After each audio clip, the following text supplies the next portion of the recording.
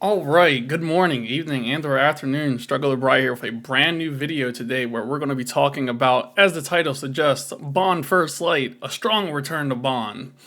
In this video, this isn't really going to be like an in-depth review or a retrospective or anything. I'm kind of just going to talk about my feelings about Bond First Light because I just finished the story and I thought it was absolutely incredible. I am going to start this video off by talking about three different sections: gameplay, the story, and hopes for the future of the franchise. So I have notes in front of me because I never really scripted my YouTube videos and I kind of ad-libbed it. Oops. But I'm going to talk about it just because I thought it was honestly, it was a game that was really worth taking notes over and really just doing a video justice regarding it. Bond's First Light's gameplay, in connection with its cinematic adventure, allows the player to step into the role of the title character, James Bond. I found myself really, really amazed by Bond First Light. I'm not going to read this verbatim, these are just notes for me just to remember and hit based on, because it would be really weird if I just read a script to you guys. I can't do that. That's not me. I have a streaming background with a YouTube video career afterwards. I found that IOI's Interactive's adaptation of Bond just to be absolutely breathtaking. I thought he was incredibly charming, and it showed in the gameplay mechanics. From the acting to the gameplay, I really endeared everything that this Bond had to offer. Because as the title of Bond First Light would suggest, this is a origin story for Bond. You know, we finally figure out how he earned a number. I believe that was the marketing campaign for this. And with that, IOI they did such a great job from a narrative standpoint of making him feel like this very, very new to the spy scene, but also sure of himself and very confident in himself.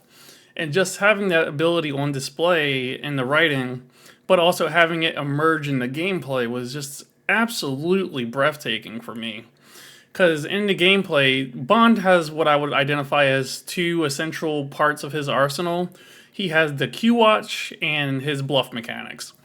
With the Q Watch, Bond was he had access to a multitude of gadgets, such as the missile, the laser, the dart phone, and all of these help the player decide the approach that they wanted to take for the mission. Was there a guard in front of you and you wanted to make them get sick so you could pickpocket them? Absolutely. Did you want to just blow them up with with the missile dart because you have a license to kill? More power to you. It felt cool, you know. It was awesome. Like, when I think of Bond, I think about GoldenEye. And I know a lot of Bond's later games are considered better than GoldenEye, especially the PS2 games. But I go back to GoldenEye. My father, he actually played GoldenEye with me. Or he told me recently when I was telling him about Bond First Light that his favorite memory was using the watch to kind of cut the thing out cut the vent out to get into the vent. And I was just thinking about that when he told me that. And as I was playing Bond First Light, I was just thinking about how cool I felt, you know? I thought this was awesome.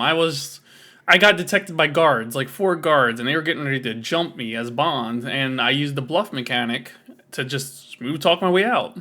There was a segment in the game where Bond has to break into a hotel room, and there happens to be a guest inside that room, and upon discovery of finding Bond in there, Bond, using the bluff mechanic, is just like, "Hey, I'm just checking for asbestos," and I was like, "That's fucking cool." The guy just believed it. And at its core, it felt like playing a playable Bond movie. And I know it's easy to say, oh, it really makes you feel like the character, but it kind of did. First Light is to Bond what the Indiana Jones and the Great Circle, I believe was the subtitle, is to Indy. And it's just that it was an absolutely incredible adaptation for the character. When I talk about Bond, just outside of the bluff mechanic and his arsenal with the Q Watch, being able to get the license to kill was absolutely cool. Like, they don't spam it at you, so each moment that you receive the license to kill really feels impactful and powerful, you know? for your like on the DualSense at least with the PS5 because I played the PS5 version in performance mode, so locked 1080p 60 FPS.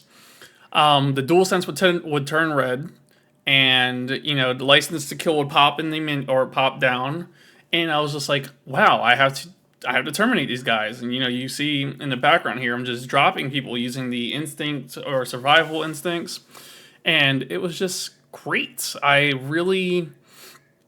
IOI Interactive, I genuinely believe that they could have very easily made a Hitman reskin for Bond, but they elevated it. They took what could have just been a reskin and made it the perfect love child of Uncharted and Hitman. So the player have multiple options to approach their objective, and when they decide how they want to approach their objective, sometimes they have to have contingency and backup plans.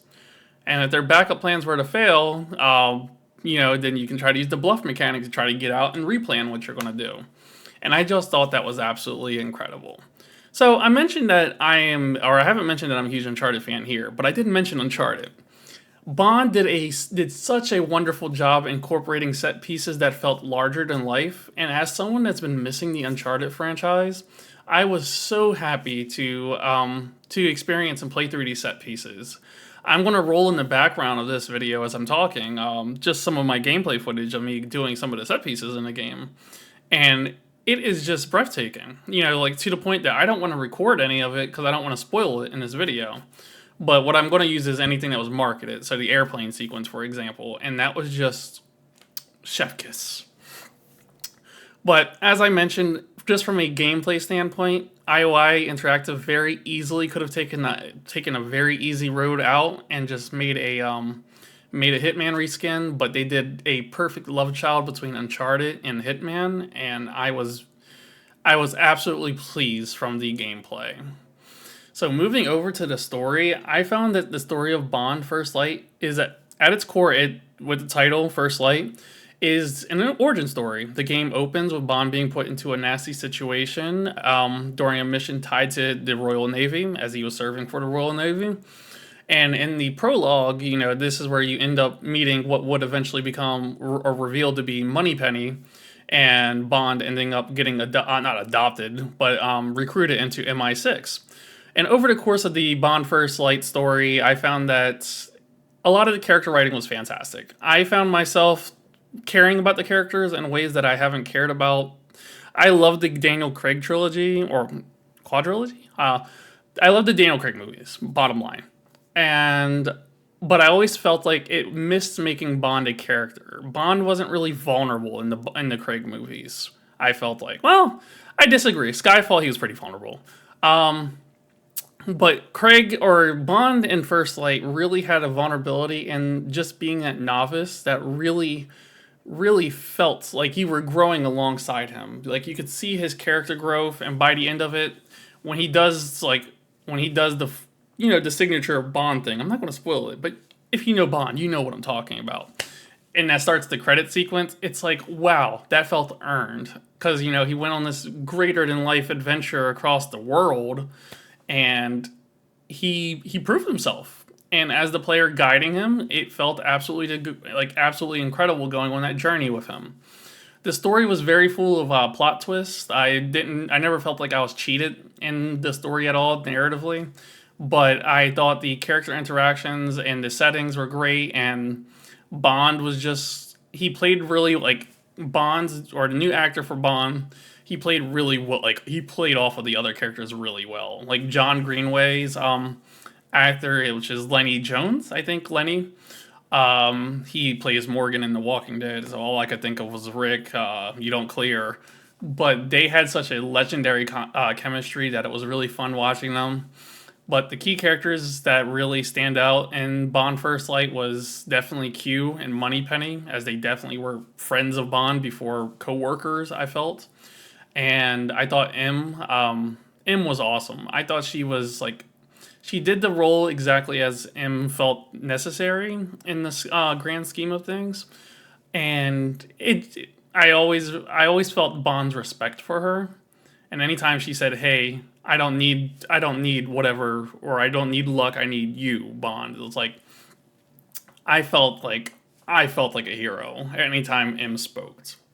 So that's pretty much my opinion on the story. I don't want to spoil anything because the narrative is really powerful, and I think if you're a huge Bond fan and you're missing on the movies, but you're not quite sold on the gameplay yet, or if you're not sure about the narrative, definitely give Bond First Light a shot for the narrative because it's awesome. So my hopes for the future as I go to conclude this video is IOI Interactive recently announced that within the first 2 weeks, Bond sold $2.7 million, which is an overwhelmingly success for the game. And they released a roadmap for the first year. I hope we see 1 year of post-launch support before eventually starting to build a sequel, which would eventually, I would hope, grows into a trilogy because I would love to spend some more time with these characters. I think now that they have that foundation, I think IOI Interactive would be like, I think it would be incredible if they continue it, just because this take on Bond and just everything that the character has to offer, and has he grown from this novice Royal Navy member to 007 by the end. I want to see where they take the plot lines that they left open with the narrative, because even though the narrative was very like, it was successfully like or it concluded satisfactorily, but I want to see some of the plot lines that they left open to be addressed, and I think that's kind of where they're going to go with it, especially now that the game was successful. I know Amazon's mentioning like they're very pleased with the sales of the game, so that's my